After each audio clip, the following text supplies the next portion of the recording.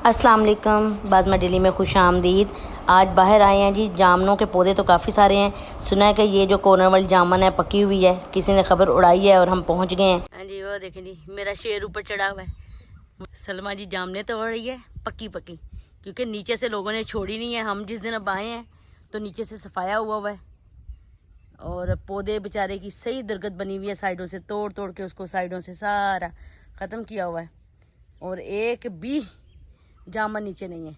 ऊपर है सब्ज़ पत्तों के अंदर गहरे जामनी रंग की जामनी काली काली छुपी हुई हैं, तो इतनी क्लियर नज़र नहीं आ रही, लेकिन अंदर बहुत गुच्छे लगे हुए हैं बकौल सलमा के। सलमा थोड़े से कोई गुच्छे मुझे भी दिखा दो, दिखाओ कोई। हाँ ये है, एक मिनट ठहरो। हाँ ये, हाँ ठीक है, नज़र आ रहा है। कोई बाजू बाहर निकाल के दिखा दो, तोड़ के। हाँ तोड़ के दिखा दो। हाँ ये देखें जी, सलमा हमें गुच्छा दिखा रही है। अभी ये तोड़ के नीचे ले आएंगे। हम तो नीचे बैठ के खाने वाले मजनू हैं, तो सलमा और राबिया वाह जी वाह, दोनों ऊपर चढ़ी हुई हैं और मज़े कर रही हैं, तोड़ भी रही हैं। खा भी रहे हो ना? नहीं। खा लो भाई।